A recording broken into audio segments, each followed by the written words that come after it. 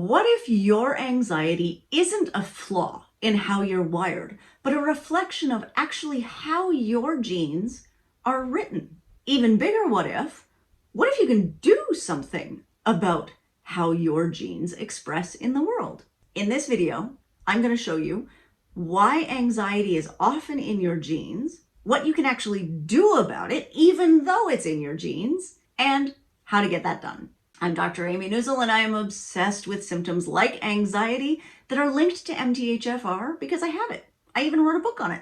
So anxiety is not your fault, right? It's in your genes.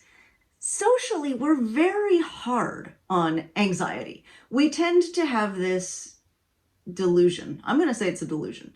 We have this delusion that everybody is supposed to be strong and brave and confident and go get them all the time. That's not real. That's not possible. It's not even good for human survival, right? Because if you were strong and brave and confident all the time, even in a situation that's life-threatening, you're probably not going to come out of that very well. It's easy also to internalize the idea that when you're anxious, when you're feeling nervous or scared or worried or not confident, that it's something wrong with you, right? Like there's something inherently wrong. Well, maybe there's not. Maybe it's just the way your genes are programmed to survive in this very difficult, very harsh, very challenging world. I remember when I was little, being around my family, right? A lot of my family's favorite stories, the favorite family lore, revolves around incidents involving anxiety. Like, for instance, my uncle leapt out of the bathtub and ran through the house because the Jaws theme came on. Hilarious, right? That is just funny. So it makes a great story, but it's about anxiety underneath. So these are family stories that revolve around anxiety, and it's easy when you're looking at my family tree to see, there is a link there, right? You can follow the anxiety down the line to see where it's coming from and see who it's landing in.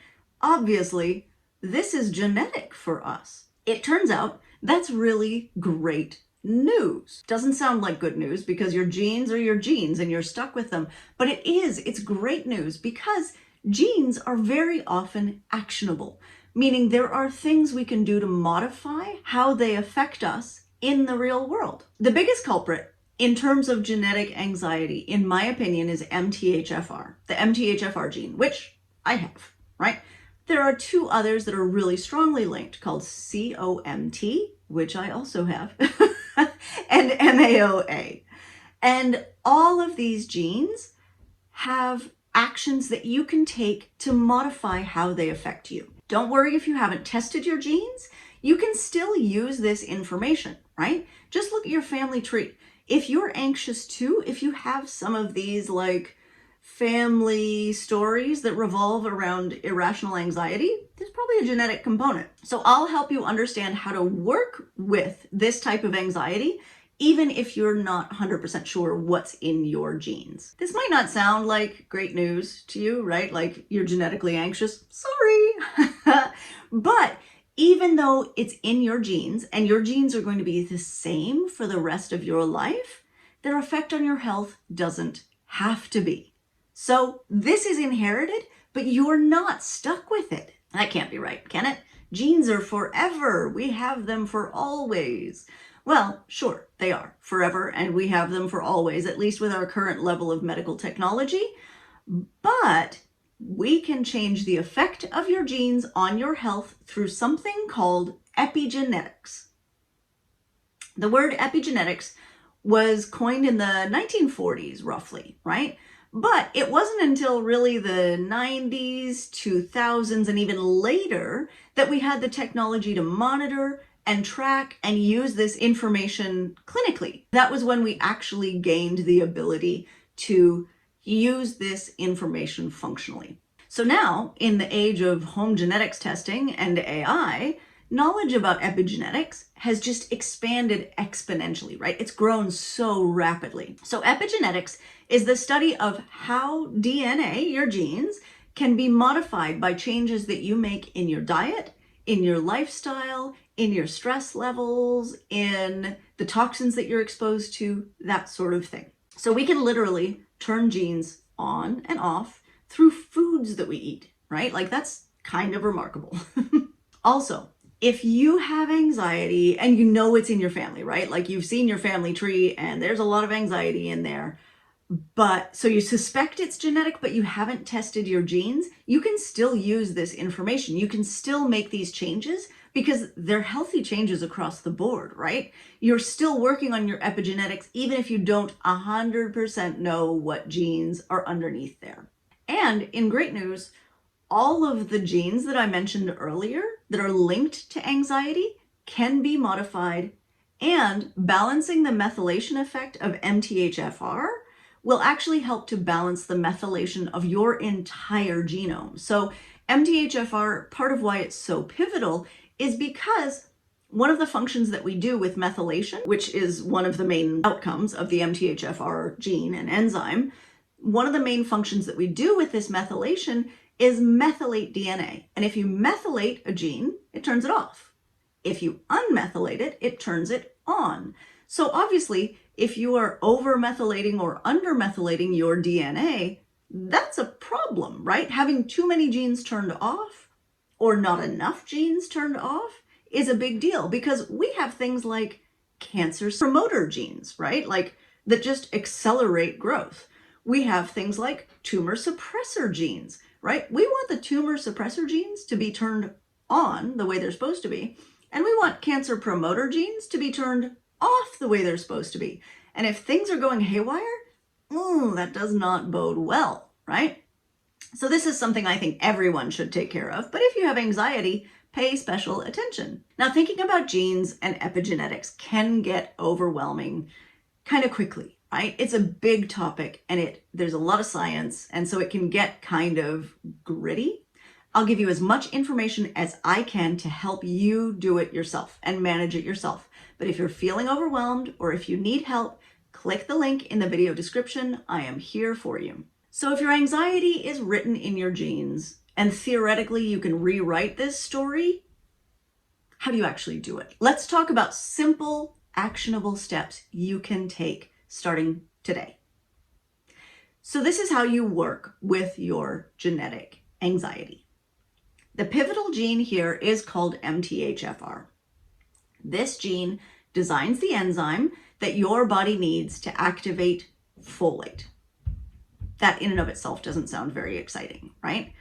Folate is needed to make healthy neurotransmitters, which you can see is linked to anxiety, but more importantly, it makes your main methyl donor, or it's used to make your main methyl donor, which is called SAMe. You don't need to know the technical details. Don't worry. Methylation is this process that happens in every cell in your body, right? It underlies all kinds of other things that we know about, right? Like, manufacture of cell membranes, right? Healthy cell membranes and phospholipids. It underlies all of these things. And it has this epigenetic effect of methylating your genes to turn them on or off. So since MTHFR is so tied into methylation, and methylation is so tied into gene expression, it's no wonder that MTHFR is linked to so many issues and such a wide variety of issues all over the body, right? It's not like, it's linked to hormone issues or it's linked to sleep issues, or it's linked to neurotransmitter issues. It is linked to all of them. All of them, because it's so foundational, right? So one of the best red flags for MTHFR is when people come in with this like grocery bag of symptoms, right?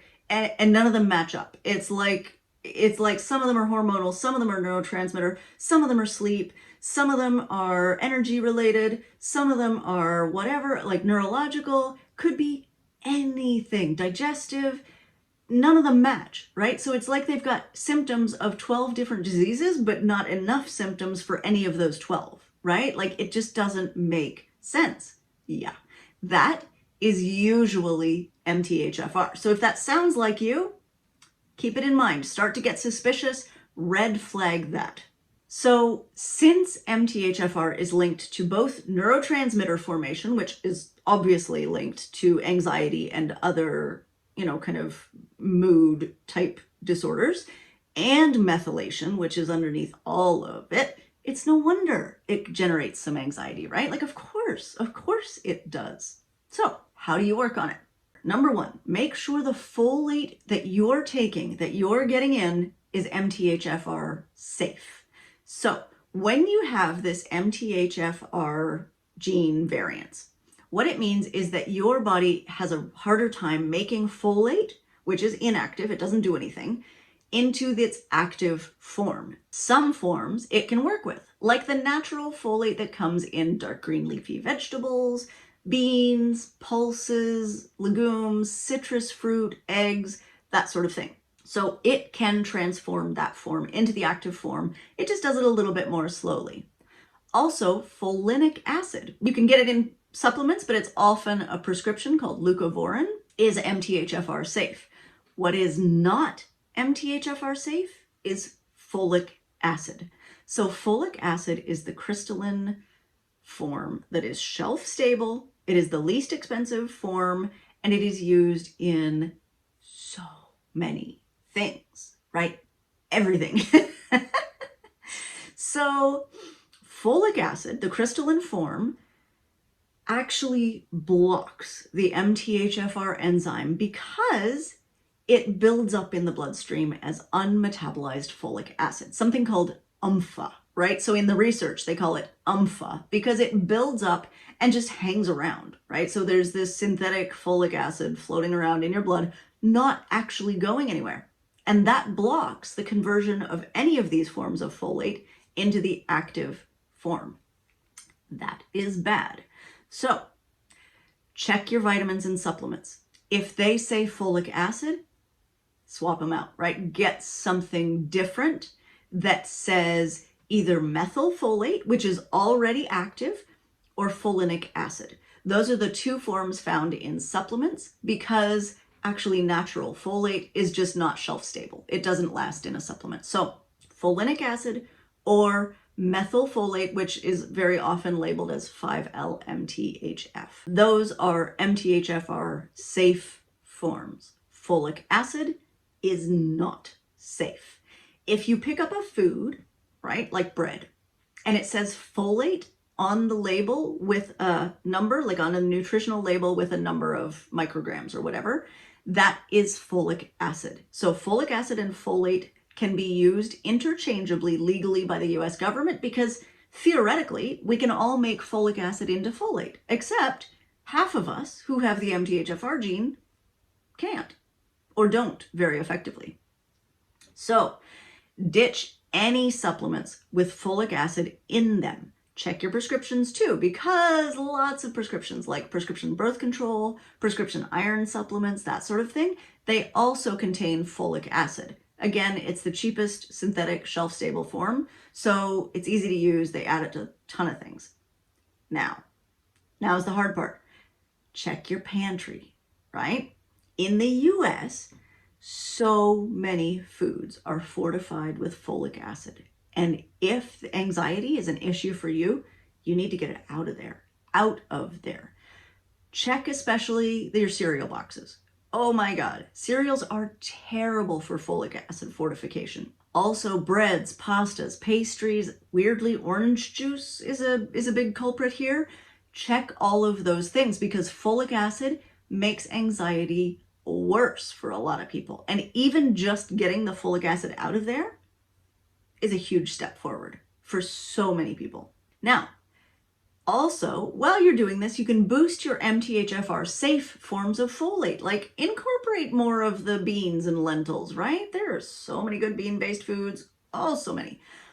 So beans, lentils, dark green leafy vegetables, asparagus, avocados, yes, citrus fruit, so good, right? And these are all just healthy, natural, easy to find foods. They don't have to be, it's not like you have to spend a fortune on foods suddenly. It's all really just basic foods, right? Like this is very easy to do. It's the getting the folic acid foods out that's the hard part, right?